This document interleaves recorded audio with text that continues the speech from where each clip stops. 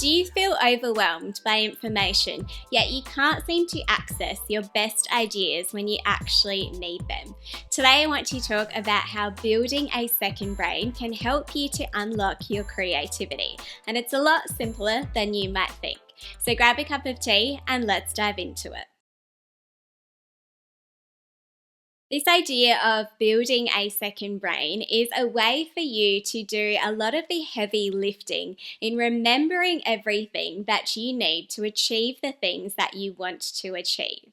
Building a Second Brain is a book by Tiago Forte, and it seems to have garnered this cult following because so many people resonate with what they think is a life-changing approach to personal productivity. This idea of building a second brain flows on from some of the work that David Allen established in his book, Getting Things Done, where he talked about getting things out of your head and into a system as a way for you to be able to de-stress. And Tiago Forte expands on this idea further. He talks about this idea of building a second brain as being your own personal knowledge management system. It's a way for you to externalize your best information and your best ideas to be able to access them when you need them, so that you can essentially unlock your creativity at the time that you most need to. This idea of building a second brain is almost a modern day version of the historically commonplace books. This was something that some of the greatest thinkers of our time used. They documented their ideas or their research into physical books, and then they used that to inform their work at a later date. So let's dive into my first favorite takeaway from building a second brain. Tip number 1 is to code your ideas. Tiago Forte, in Building a Second Brain, highlights that when you first encounter information, or maybe when you have an idea, this usually isn't the time that you most need it. So you need to establish a system that allows you to capture that information so that you can use it at a later date. And that's where he establishes the code formula. The code acronym stands for capture, organize, distill, and express. So capturing your ideas as soon as they resonate with you, or capturing that information. Organising that information. And really importantly, he highlights to not organise by topic, but to organise for actionability. To then distill that information. So how are you actually understanding that information further?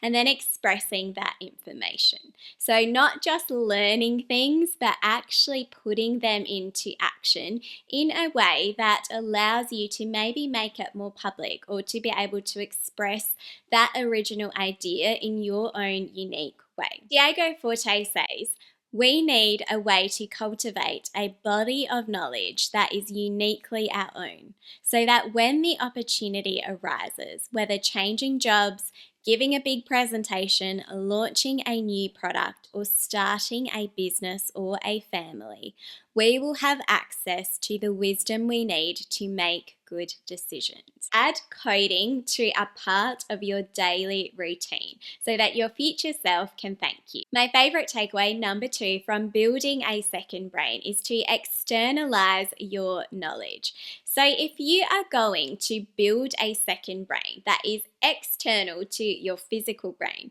then you are going to need a home for you to be able to do that. I personally find that my phone is the best way for me to build my second brain because it is nearly always with me. And what I have found, like many people, is that your best ideas don't seem to come to you when you actually need them.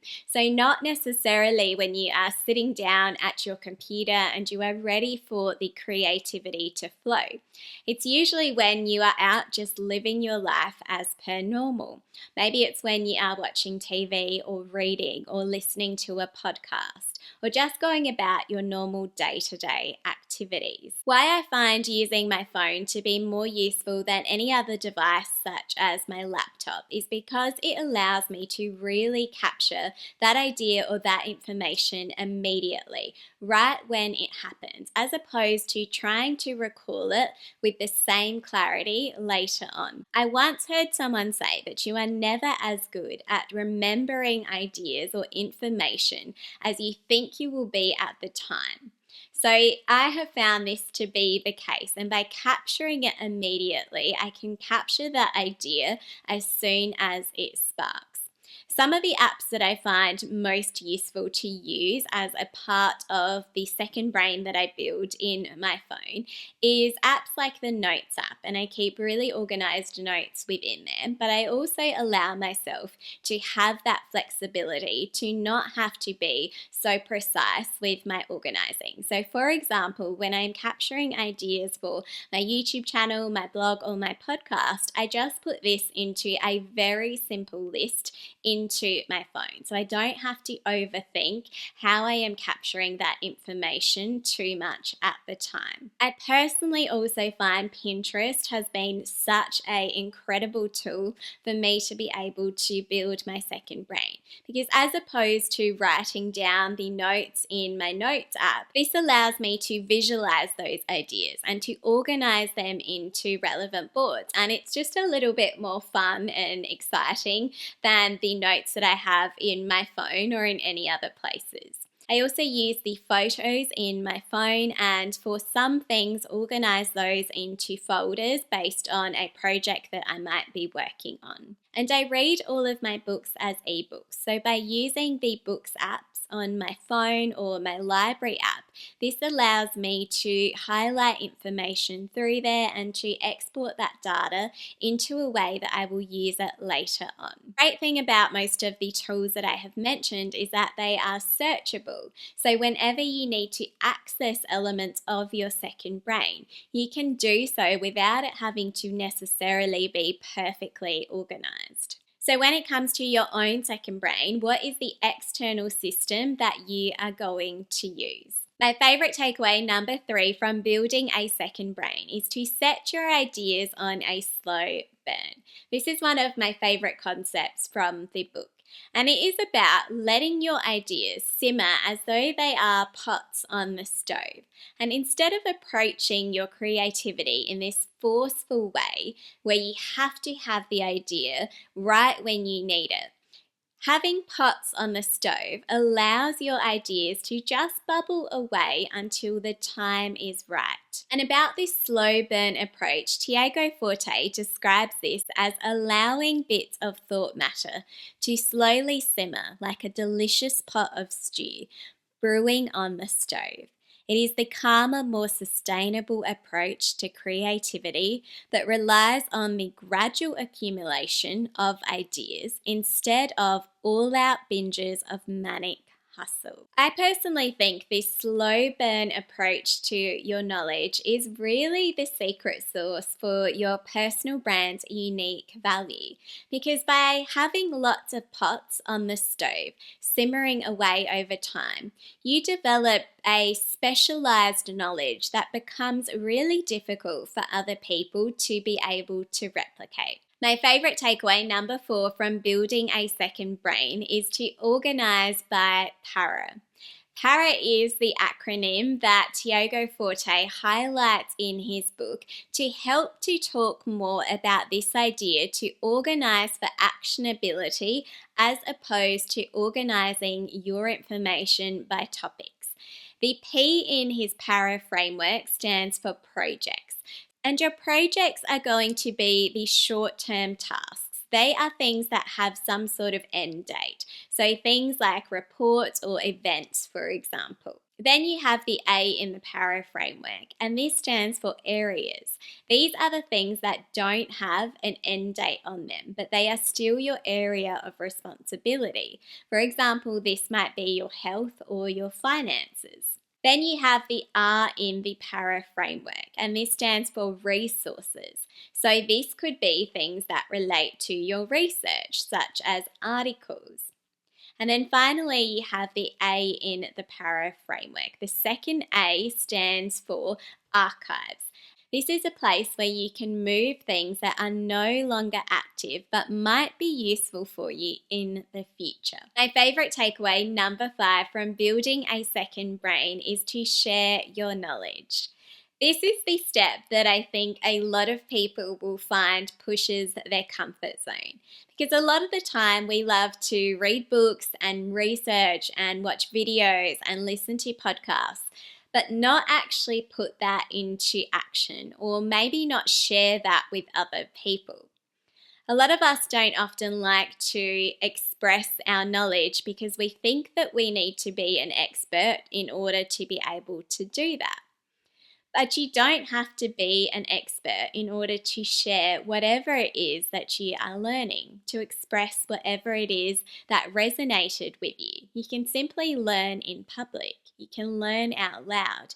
You can also invite others to learn along with you. For example, when I publish my weekly blog, YouTube channel, and podcast, as much as I really hope that it is helpful for other people, it's also my own personal knowledge management system. And every time I read a non-fiction book, I will summarize my key takeaways in a business book review that I publish on my blog every week. And now I've started to express these even further through a monthly book of the week on my YouTube channel and my podcast as well. So when it comes to your own personal knowledge, how are you expressing what it is that you know or that you've learned? How are you sharing your knowledge with other people in a way that also allows you to distill what you're learning in a way that becomes more useful to you as well? My favorite takeaway, number 6, from building a second brain is to be a note giver, not a note taker. When you start to think about creating these systems, it can start to maybe feel a little bit overwhelming, like the painstaking process of note-taking from school or university or college. And I personally feel like to put the fun into your creativity, you want to, as much as possible, have things not necessarily feel like a school project. So when it comes to your second brain system, think about how you can simplify this as much as possible. And don't see yourself as a note taker. See yourself as a note giver.